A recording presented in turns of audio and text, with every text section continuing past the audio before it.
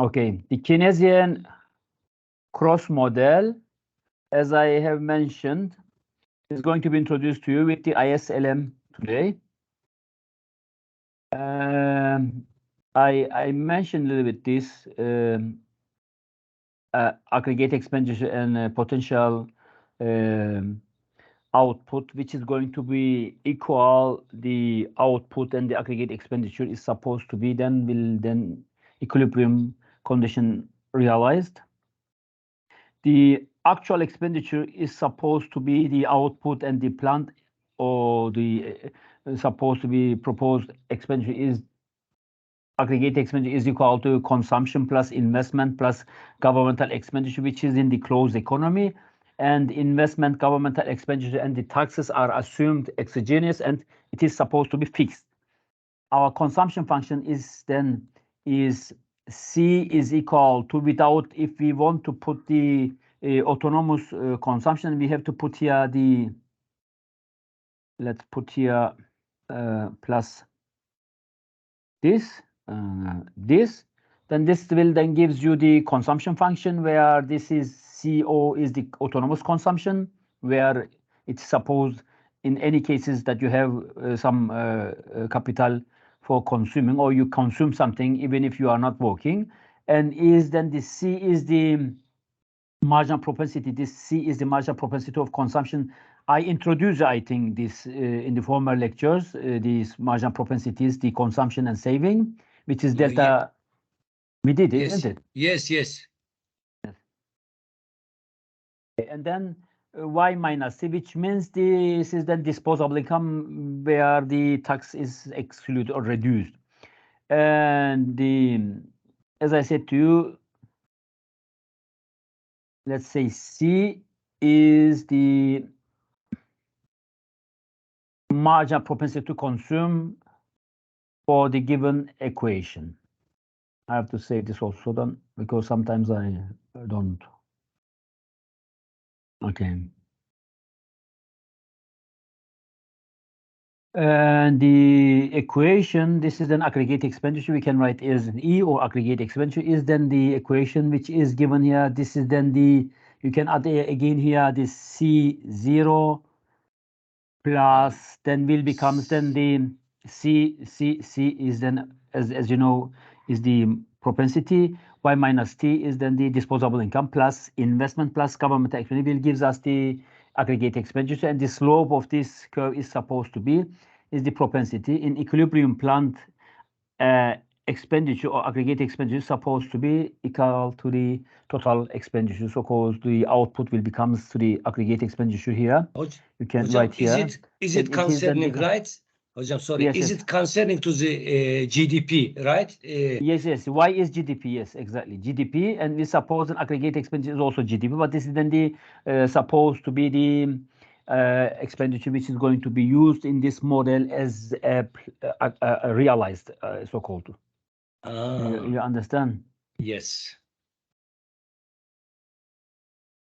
You plan something and realize this, and there is also some potential output also here, which is going to be introduced later.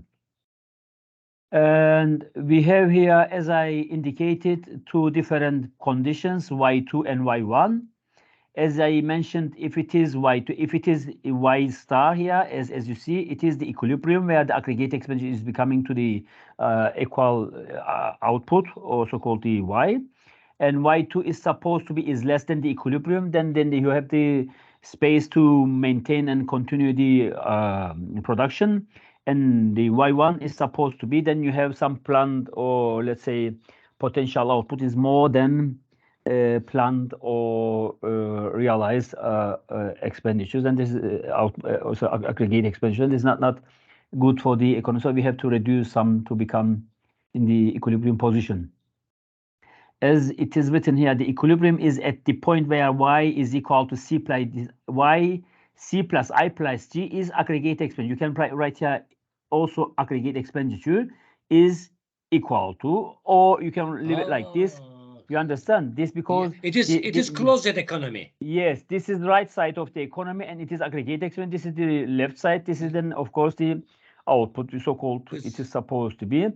But we don't need to show this like this. If Okay. firms were producing at Y1, then Y is supposed to be more than um, equilibrium, also called the aggregate expenditure, which is the C plus I plus G. This is similar. As I mentioned to you, aggregate expenditure is equal to also this, as I mentioned. Then this here is this Y1 is supposed to be more. Producing more is also not necessarily required for the economy. And because actual expenditure exceeds planned expenditure, and inventory accumulates, stimulating a reduction in production. So we need to reduce it. And similarly, if it is at Y2, where it is here, as it is indicated lower than the equilibrium, then because planned expenditure exceeds actual expenditure, inventory drops, stimulating and increase the production. We're supposed to enlarge and increase it again. This is how it is going to be interpreted. And here again, we have some shifts, as you see, because of governmental expenditures is enlarged or some consumption increase or some tax, whatever it is, shift the aggregate expenditure to the upper level, then an increase any of these, as it is indicated here, the governmental expenditure or tax multipliers affects and change the economy, shifts this aggregate expenditure to the upper level. As you see, it is going to be E1, E2, E3, as it is indicated here. It's first it goes to E2 and then drops to E3. Then an increase of G, which means the governmental expenditure, shift the aggregate expenditure upper level, and the delta G causes an upward shift on the planned expenditure. This is then aggregate expenditure by delta G, which is going to be introduced in the application. Notice that delta Y is more than delta G, as it is indicated. It is more than, as it is shifted, because it is shifting to higher level. This is because although delta G causes the initial change of output to the delta G, so-called the government expenditure caused some shifts on the output, and the increased output leads to an increase in consumption and triggering a multiplier effect, as it is indicated, to shift the E2 level. Now suppose a decrease of tax by delta T, because delta T means then the government proposed to reduce the tax rate. Let's say if it is 20 and it is reduced to 15, then you have some reduction on the output because aggregate expenditure, because the tax reduction has meant the government resources will become reduced, isn't it? Because collection of the tax increase the resources of the government, and reduction of the tax rate will then reduce these resources. Therefore, it is expected to reduce it, shift to the downward. Now, suppose a decrease of the tax by delta T amount, this cause, as it is indicated, to upward shift of the planned expenditure by the multiplying this marginal propensity of consumption to delta T. Then notice again that delta Y is more than delta T, but the delta Y is less than in the case with delta G, because it is again shifting to a higher level, but it is somehow not as it is expected, which is realized with the governmental expenditures caused in the former position. This is because delta T causes no initial changes in the Y as delta G did. This decreases in tax rate, so-called the tax amount, simply leads to an increase in the consumption and triggers the multiplier effect, as it is indicated on the graph either. Let's go to the next position.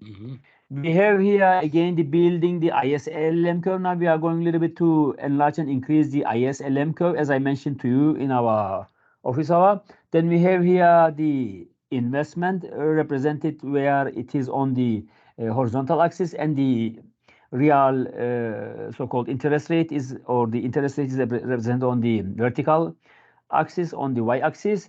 And it is supposed that this interest rate is shifted to the upper level, and results of this, as we see, this shifts on the aggregate expenditure, as it is indicated here, because of these changes, shift the aggregate expenditure to the little bit lower level, as it is indicated on the third graph on the upper part of the graphic, because real interest rate shifts the investment, and as it is indicated, ISLM is also shifted upper, but results of this increase, the delta I, which is so-called the aggregate expenditure affected and changed in the negative direction, shifts from lower level, as it is indicated on the upper graph, is shifted on the let's say this black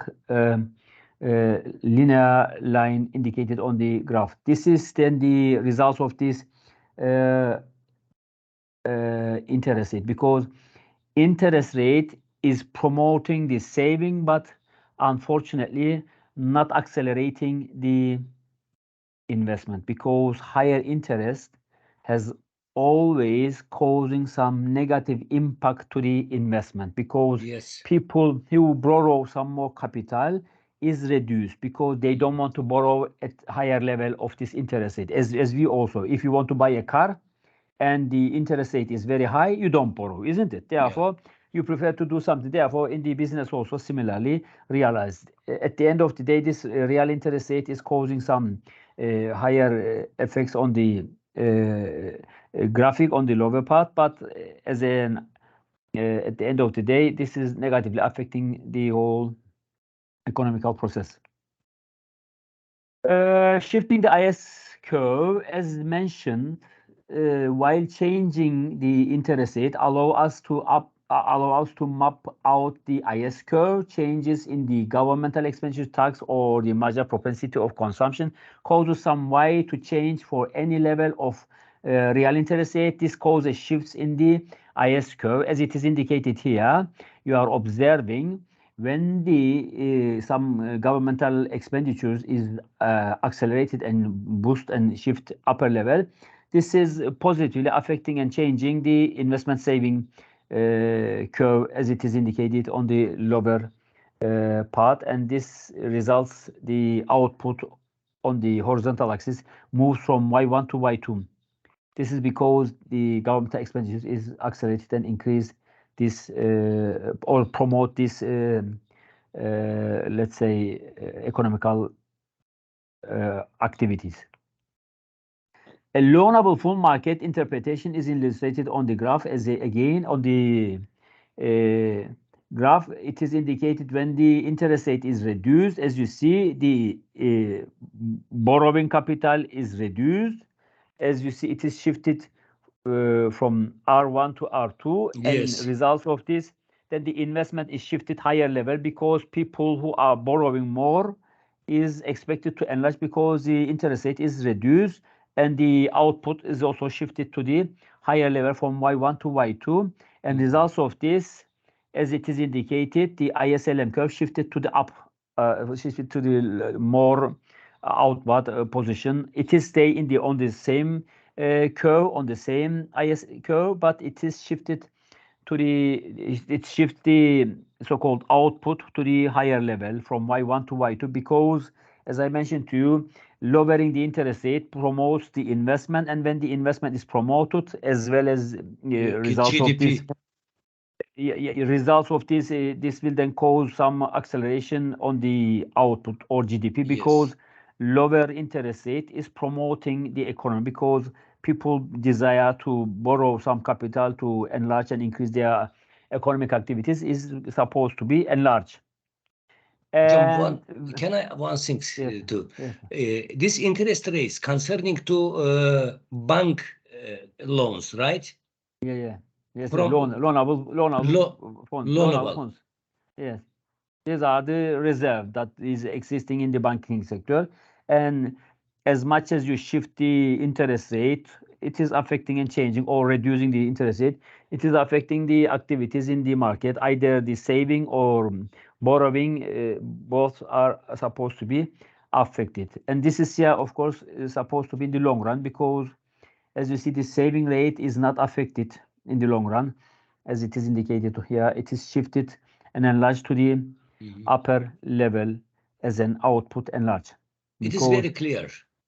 Because only the output changes affecting and changing the saving capital, isn't it? If you give people more income, let's say 20% income, they will then they will have more desire to save, and when they save more, then the investment is also enlarged. But here is also supposed to be the interest rate is reduced, and results of this, then this shift then output to the higher level, as it is indicated, and IS shifted also on the same curve to the outward position.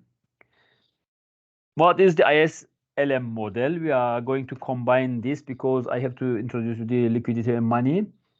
The ISLM model, which stands for investment saving and the liquidity preferences and money supply, so-called the LM, is a Keynesian macroeconomic model that shows how the market for economic goods, IS, interacts with the loanable fund markets, so-called the liquidity and money supply, or the money market is represented on the same graphic, can be represented on the same graphic, and also the activities can be, let's say, interpret. It is represented as a graph in which the IS and LM curves intersect to show the short-run equilibrium between the interest rate and output, as I mentioned to you. Yes. Then we have here the graphical illustration of the IS and LM, because we put separately these in the former models, but now we bring these two together. The IS is the investment saving, and the proportional relationship between the interest rate and income or output is represented with the liquidity and money. As you see, ISLM curve is very important because it is showing how the money market and of course, the output is going to be affected and change in the economy. The Keynesian macroeconomic model that describes the relationship between the markets for economic goods and the money market is represented here. This is also showing how the equilibrium realized when these two curves intersect each other regarding to this economical model for the goods and money markets. It is one of the model of the economic fluctuation. Yes. The IS curve, an increase in the interest rate from leftward shift of the, let's say, money supply or money market curve or higher level of inflation produce lower total output, as it is indicated. And the IS curve displays a negative relationship between the real interest rate because it is of the position. It is negatively related, and the slope is also negative, located on the vertical axis, and total output on the horizontal axis. Therefore, as much as you are increasing and shifting the interest rate, it is expected that this is negatively affecting the output or the amount of the capital which is going to be realized in the, let's say, goods markets. And shifts on the IS curve are produced by the actions of the government and consumers. This is because of the governmental activities, and the consumers is always savers and always the activators for these curves, because the money comes from the government or the consumers for these ISLM curves. And as much as the saving rate is increased, the investment rate is also enlarged. But the interest rate, which is going to be shifted up and down, it also affects the position of the IE and S curves, or together IS curve. For example, an increase in either consumer or government spending shift the IS curve rightwards, resulting in an increase in the total output for any level of the interest rate. As I mentioned to you, the IS curve here, if the interest rate is enlarged, it is somehow positively related, but sometimes it is negatively related if you are going to consider the borrowing capital. Therefore, interest rate, shifting the interest rate is sometimes positively affecting and changing this, because of the position of the IS is expected to increase the saving rates, but on the other side, borrowing is then negatively affected, and this is then negatively affecting and changing the IS curve. Therefore, any shifts on these curves depending to this interest rate is always negatively affecting and changing the IS curve. But any other parameters regarding to aggregate expenditure, called the governmental spending, consumption, and some other promotions for increasing and enlarging the disposable income, will positively affect and increase this investment and saving. And shift this to the rightwards, to this side, I mean, not to the origin, away from the origin, and enlarge it because some capital is in the market, and this will then cause some enlargement and cause some increase on the IS curve. And similarly, the liquidity and money is also affected from these changes. We are having here the loan of markets intervention for the fiscal policies.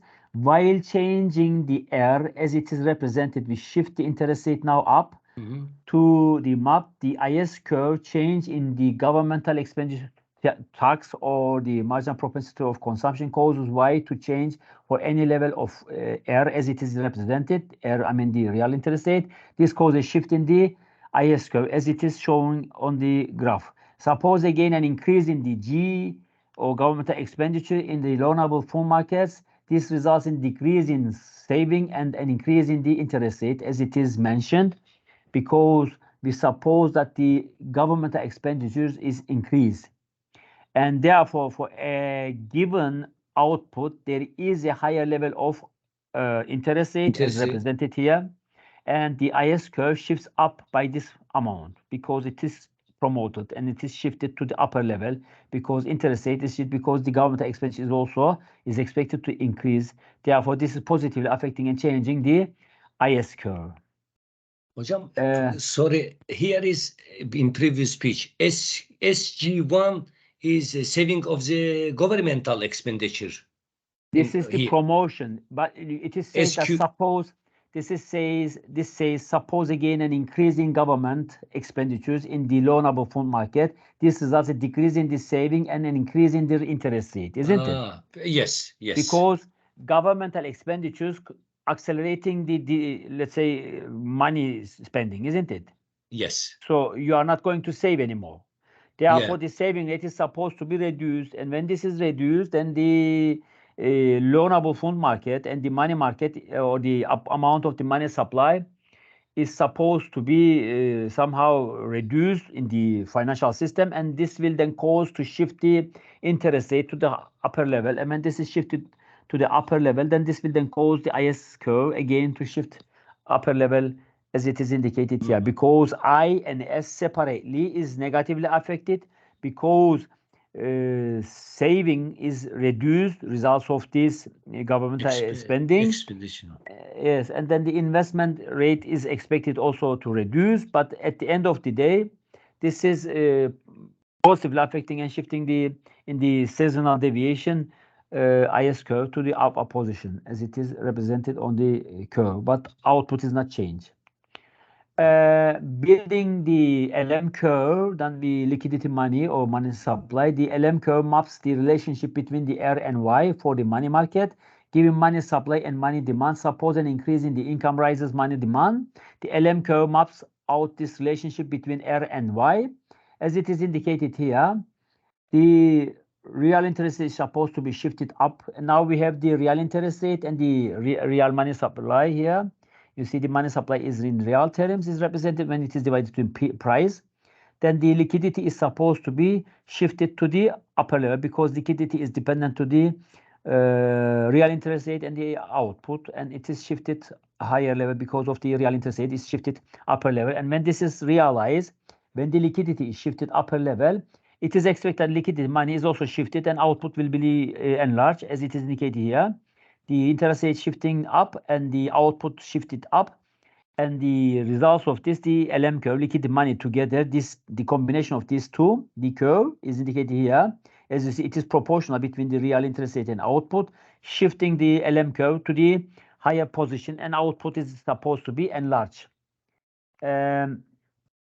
Shifting the LM curve while changing the money demand allow us to map out the LM curve.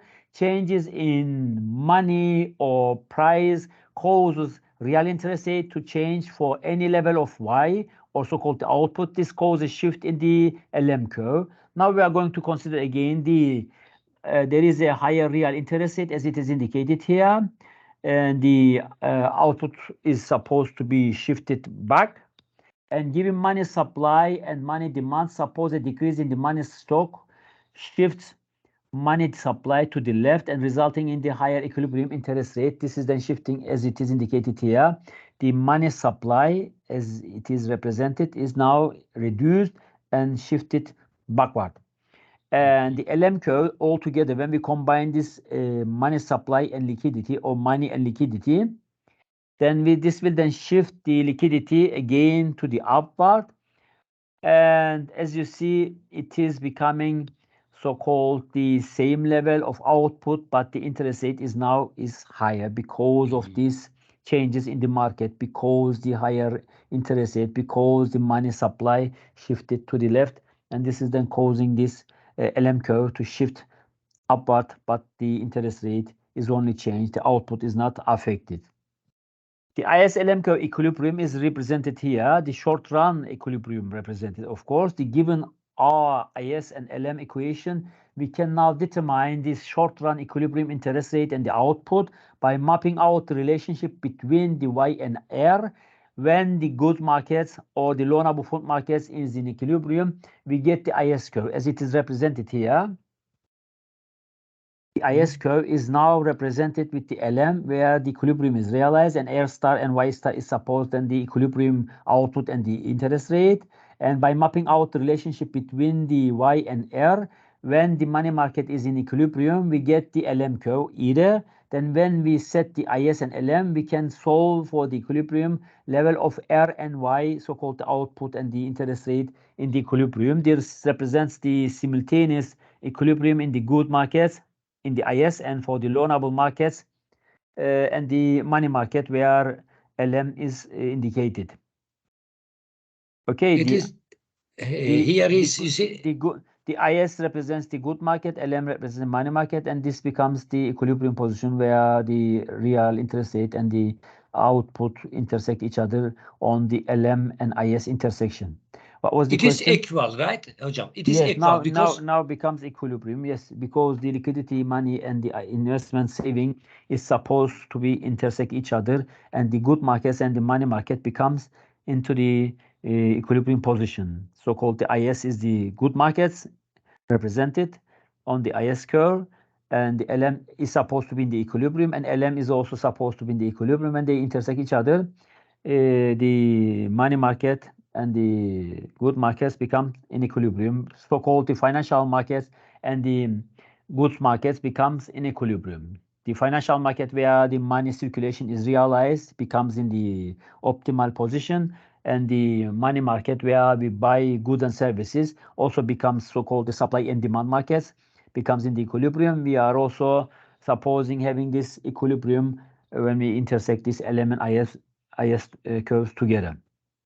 As a conclusion, we constructed the IS curve from the good markets and from the loanable fund markets. We discussed shifting factors for the IS, and we constructed the LM curve from the money market and discuss also shifting factors for LM. And finally, we set the IS and LM to achieve equilibrium in all markets, giving us short-run equilibrium where the R and Y is supposed to be in equilibrium. It is represented on the last graph that we mentioned. If you have any question or if you want me to flash back the, then I can repeat it. Or if you don't, then just I want to understand it between this equilibrium and at the upper side. It was also IS-LM relationship. Which graph? Which one? This one? Which upper? No, not graph. No. This one. It's at the it was at the beginning. As we start. This one. Yes. Here is this relationship between income. Yeah, there is investment and saving and liquidity and preferences, money or money supply, liquidity and money. Yes, liquidity, money, yes. Yeah. And between investment. And in the last page, it was equilibrium. It was in equilibrium. This is here only mentioned that we have the good markets for the IS and liquidity money for the money market, equilibrium when they intersect each other. This is the Keynesian macroeconomic model that we mentioned Y is equal to C plus I plus G plus NX, but we excluded NX because we suppose we are in a closed economy for simplifying the model, as I mentioned to you.